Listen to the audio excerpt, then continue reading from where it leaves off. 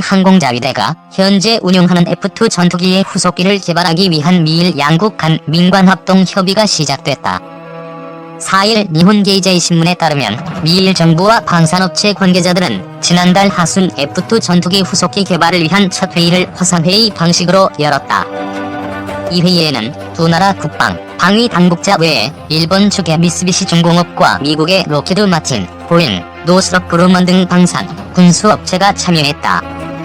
미군의 전투기와 폭격기를 공급하는 이들 세 개사는 차례로 자사의 개발안을 설명한 것으로 알려졌다. 록히드 마틴은 레이더가 탐지하지 못하도록 하는 스텔스 기술이 강하고 보잉은 특수 소재에서 경쟁력을 갖췄다는 평가를 받고 있다. 노스럽 그루먼은 레이더와 전자기기 시스템 등에서 강점을 자랑한다. 일본 정부는 2018년 결정한 중기방위력 정비 계획에서 2030년대 중반 실전 배치를 목표로 자국이 주도하는 F-2 전투기 후속기 개발 사업에 조기 착수를 명시했다.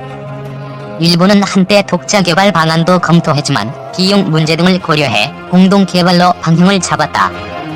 일본은 자국이 전투기 엔진 등 핵심 부품을 맡고 미국 측이 기술을 지원하는 형태의 공동 개발을 원하고 있다. 이에 따라 향후 협의 과정에서 미국 측의 기술 이전 범위를 놓고 팽팽한 줄다리기가 이어질 것으로 보인다. 일본은 기존의 F-2 전투기도 독자 개발을 추진했다가 미국 주도의 공동 개발을 선택했지만 미국 측이 보유한 핵심 기술을 얻지 못했다.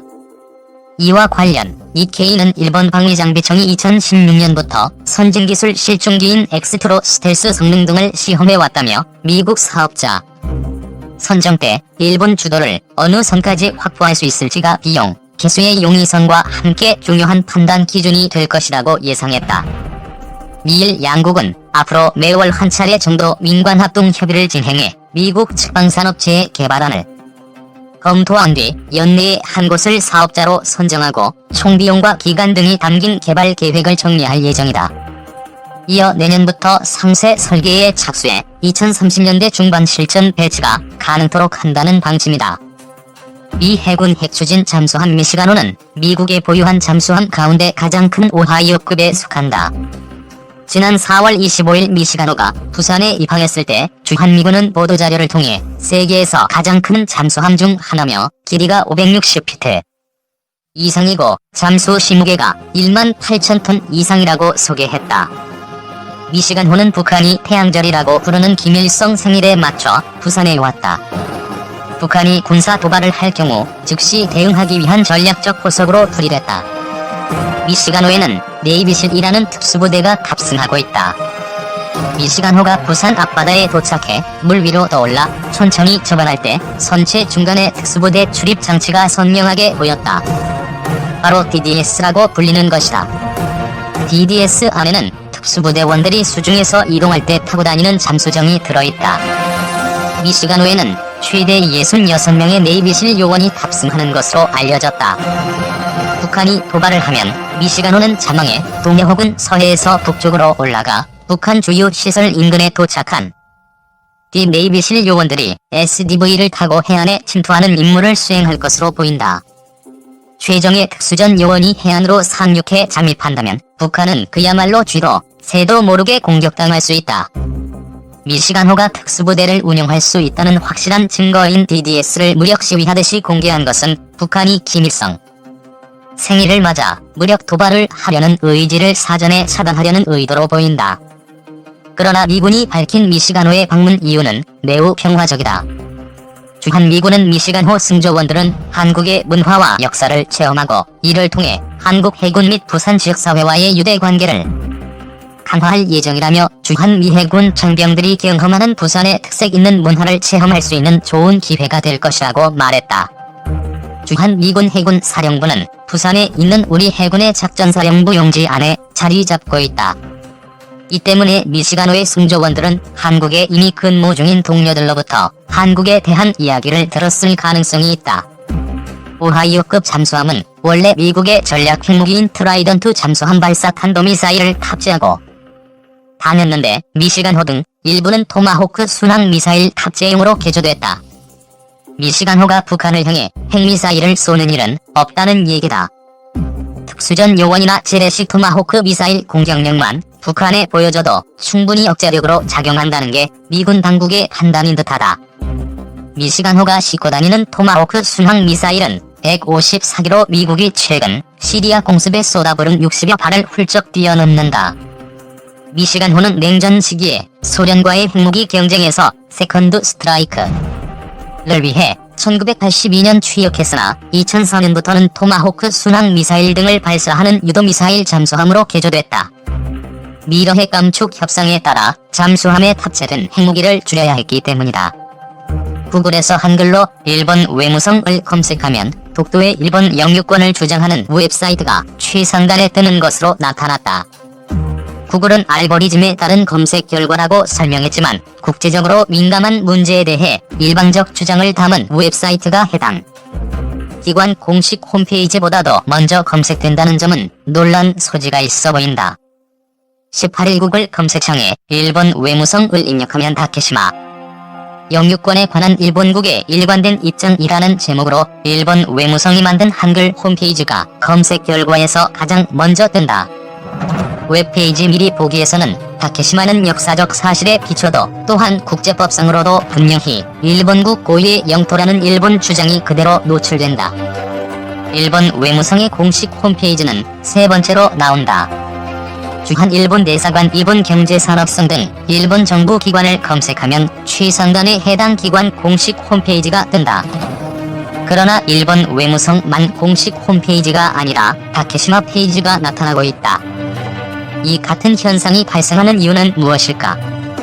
포털 업계는 한국어 사용자들이 학술 연구나 보도 등 목적으로 일본 외무성의 독도 영유권 주장을 많이 검색했기 때문일 것이라고 추측한다. 검색 엔진의 알고리즘은 대개 많이 검색된 결과를 위로 올린다. 구글에서 일본 외무성을 일본어나 영어로 검색하면 일본 외무성 홈페이지가 가장 먼저 나온다. 한국인들이 독도 영유권에 대한 일본 주장을 자주 찾다 보니 검색 결과 상위에 노출되는 상황이 됐다는 분석이다. 검색 결과가 알고리즘에 의거했더라도 도덕적으로 문제가 있다면 플랫폼 사업자가 이를 조정할 수 있다. 구글은 지난달 인물 검색에서 일본군 위안부 피해 증언자인 고문옥주 할머니 직업을 매춘부로 필기했다가 이를 사과하고 수정한 바 있다. 그러나 구글 코리아는 이번 건에 대해 명확한 입장을 밝히지 않고 있다. 다케시마는 역사적 사실에 비추어도 또한 국제법상으로도 분명히 일본국 고유의 영토입니다. 한국에 의한 다케시마 점거는 국제법상 아무런 근거가 없이 행해지는 불법 점거이며 한국이 이런 불법 점거에 따라 다케시마에 대해 실시하는 그 어떤 조치도 법적인 정당성을 가지지 않습니다. 일본국은 다케시마 영유권을 둘러싼 문제에 대해 국제법에 따라 침착하고도 평화적으로 분쟁을 해결할 생각입니다.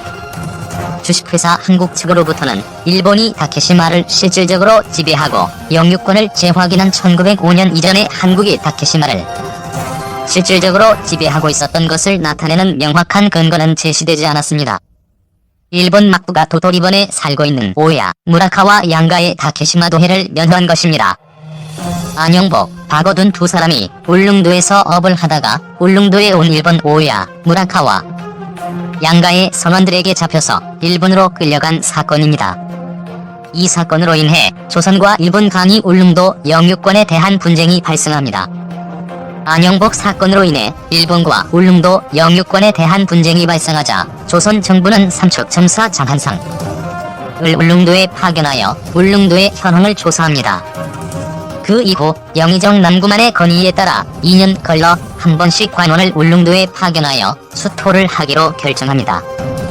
일본 막부는 울릉도 영유권에 대해 알아보기 위해 도토리번의 울릉도의 소속을 질문했습니다. 이에 대해 도토리번이 막부의 다케시마와 마스시마가 도토리번이 소속이 아니라고 답변함에 따라 막부는 울릉도와 독도가 일령이 아님을 공식적으로 확인합니다. 일본 막부는 도토리번을 통해 울릉도와 독도가 일본령이 아님을 확인하고 다케시마 도해 금지령을 내렸습니다. 이후 조선과의 외교 문서를 통해 울릉도가 조선령임을 공식 확인하였습니다.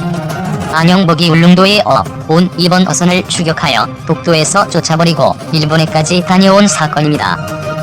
이때 안영복이 오키섬 관리에게 울릉도와 독도가 조선령이라고 진술한 기록이 원록구병자년 조선주 차관일권지각서에 실려 있습니다. 국왕영조의 명에 의해 조선의 문물제도를 기록한 관천서입니다. 이 책에는 우산도와 울릉도 두 섬으로 하나가 바로 우산이다. 에두기를 울릉과 우산은 모두 우산국의 땅인데 우산은 일본이 말하는 송도다 라고 하였습니다.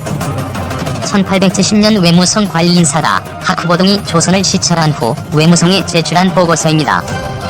이 보고서에는 다케시마와 마쓰시마가 조선 부속이 된 사정이 언급되어 있어 당시 일본 외무성이 두 섬을 조선 영토로 인식했다는 것을 알 수 있습니다. 1877년 3월 일본 최고 행정기구인 태정관이 내무성의 울릉도와 독도가 일본령이 아니라고 내린 지령입니다. 태정관은 17세기에도 막부와 조선 정부 간교 섭결과 울릉도와 독도가 일본 소속이 아님이 확인되었다고 판단하고 다케시마 외 일도의 건에 대해 본방은 관계가 없다는 것을 명심할 것이라는 지시를